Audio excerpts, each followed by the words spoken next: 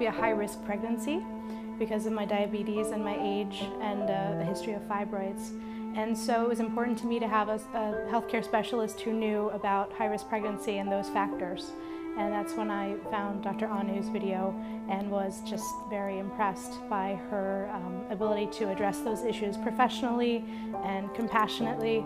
And so I decided that this was the best place for me to have the baby. This patient has 3 risk factors. One, she's an elderly primary gravida. Anyone who's above 37 years, we call them as elderly primary gravida. The second is she's undergone a previous myomectomy. And the third is a badly controlled diabetic. When she came to me, she was almost around 26 to 28 weeks pregnant with not well controlled sugars. She was getting almost about 100 units of insulin. I wasn't under any special medication for the fibroids. I was taking basic medication for the diabetes. Once she came to us, then we had to take some time with our endocrinology team to get all the sugars under control. And after the sugars were under control, she was under regular checkups with me. We had planned a cesarean for her at 37 weeks itself, at the completion of 37 weeks, because of her history of previous myomectomy. Whenever a patient has myomectomy previously, there is that chance of rupture of the uterus that can happen during pregnancy anytime. So we just wait for the baby to become mature, and then we go ahead and deliver these patients by cesarean. I was also concerned about the complications that come with fibroids because I knew that hemorrhaging might be a possibility, or not the fetus not going full term. So those are all possibilities. So of course I was nervous about that. So with all these problems, she was continuously under my care. We monitored her sugars, we got her sugars under control, fairly good control. The scans were done, the baby was growing well. One of the problems with diabetes is that you can have macrosomic babies. When we say macrosomic, that means they are very large babies. These large babies are not healthy large, they are unhealthy large. Whenever diabetic women deliver unhealthy large babies, these babies will require prolonged NICU care. I'm familiar with India and the culture and had visited hospitals. I had never, of course, had any treatment in India, but I knew that Bangalore and Fortis in particular would be cutting edge. They would have the best trained staff, the best facilities and equipment. So I had no doubts about the quality of that care. I think I just had apprehensions about how different the care might be, if they would have enough time or be able to answer all my questions. These sort of patients should not deliver in standalone obstetric units.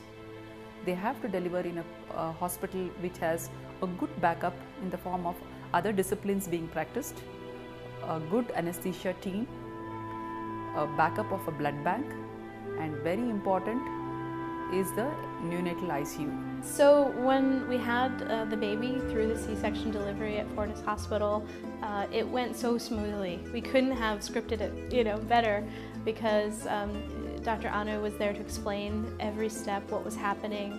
The anesthesiologist was extremely kind, and the staff is just remarkable. They have many nurses who were very attentive and never made me feel at all ill at ease.